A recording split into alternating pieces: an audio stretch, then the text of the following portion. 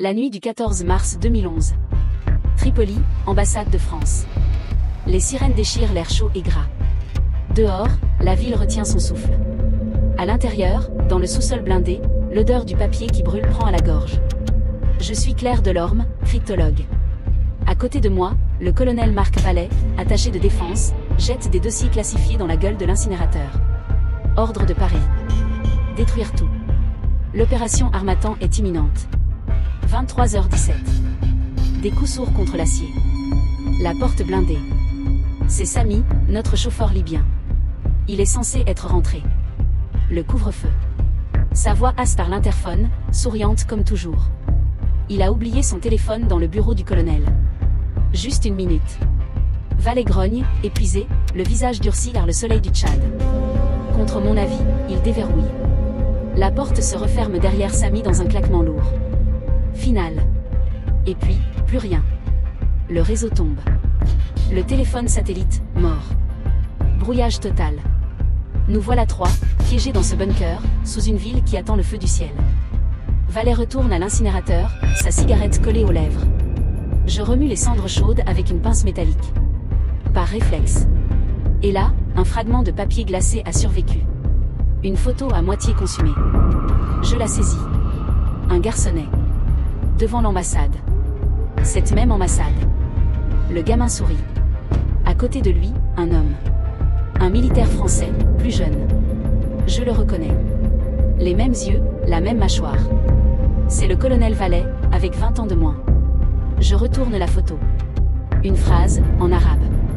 Il reviendra chercher ce qu'il a laissé. Je tends les preuves à Vallée. Son visage se fige. C'est quoi, ça? Sa voix est rauque, plus encore que d'habitude. Tripoli, 1993, on dirait. Vous étiez là? Jamais mis les pieds en Libye avant 2005. J'étais au Tchad, en 93. Vérifiez les archives.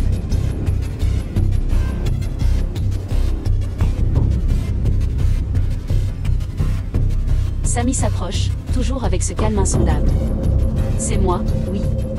L'homme à côté, un touriste, je crois. J'ai des centaines de photos comme ça. Son sourire ne vacille pas. Mais ses yeux noirs, on pourrait s'y noyer. Un rafale hurle au-dessus de nous, si bas que les murs tremblent. Une ampoule clignote, puis s'éteint. Nous sommes dans la pénombre du générateur de secours. Le colonel a sorti son pistolet. Il ne le pointe sur personne. Il l'a juste posé sur une caisse métallique. Par précaution, il dit. Sami n'a pas bronché.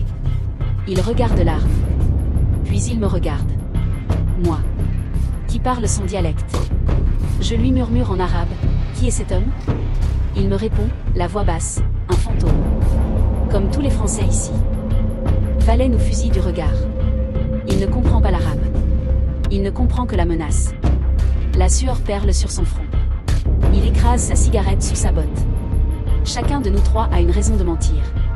Chacun de nous a une raison d'avoir peur de l'autre. La photo. L'archive du Tchad. Le sourire de Sami. Le pistolet du colonel. Chaque pièce du puzzle peut s'emboîter de deux manières. Et aucune n'a de sens. Le bruit des avions se rapproche. L'aube. L'opération a commencé. Une lumière verte clignote au-dessus de la porte. Déverrouillage automatique.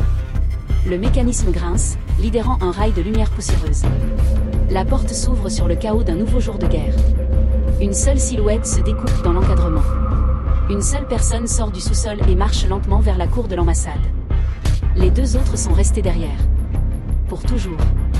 Dans le silence, avec leurs secrets ensevelis sous les cendres froides.